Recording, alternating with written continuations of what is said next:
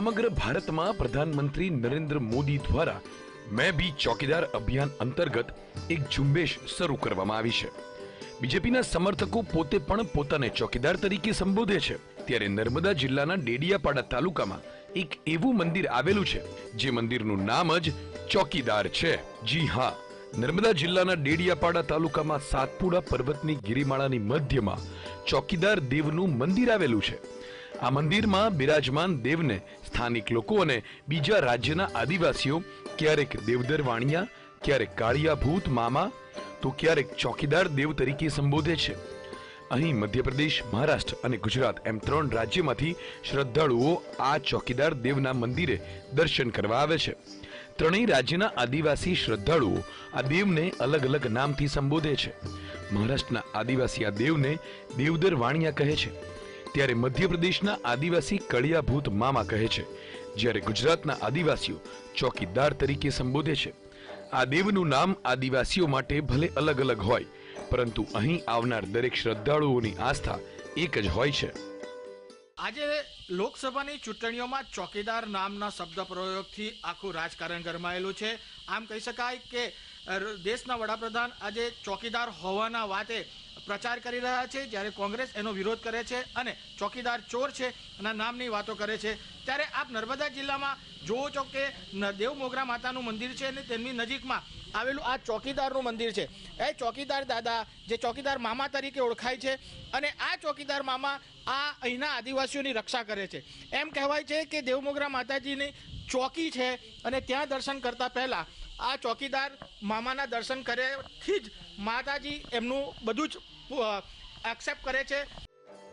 આ ચોકીદાર દાદાનું મંદિર ઘણા વર્ષોથી અહીં સ્થાપિત છે।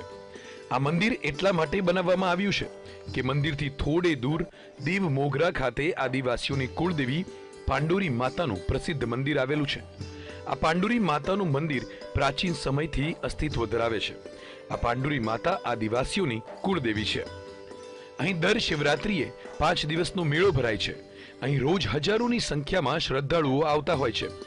આદિવાસીઓ પાંડુરી માતાના દર્શન કરી અને પૂજા અર્ચના કરીને પછી જ દરેક શુભ કામની અને ખેતીની શરૂઆત કરે છે।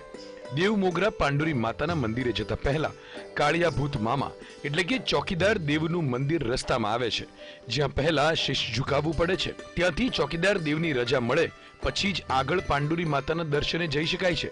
જો કે ચોકીદાર દેવ દરેકને રજા આપે છે।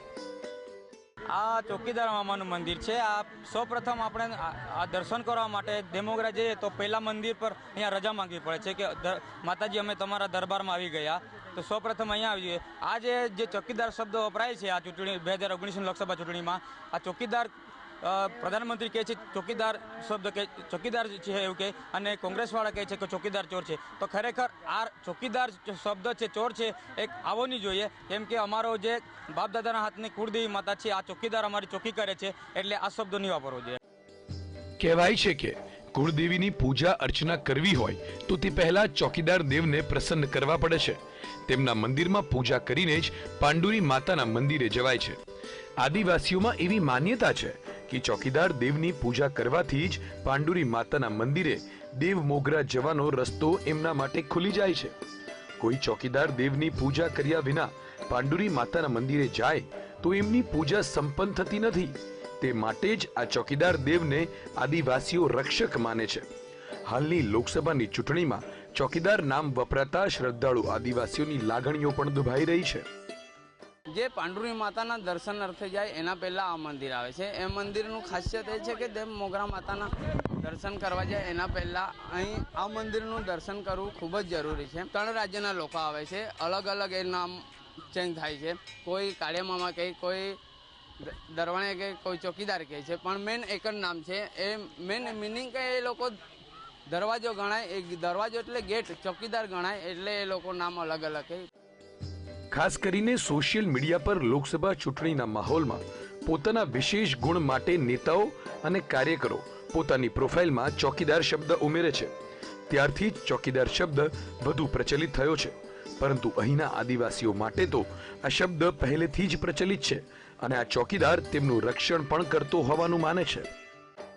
તો આમ કહી શકાય કે આ ચોકીદાર મામાનું મંદિર વર્ષો જૂનું છે, પરંતુ હાલમાં ચૂંટણી પ્રચારને લઈને ચોકીદારના મંદિર તરીકે હાલમાં ફેમસ થયું છે.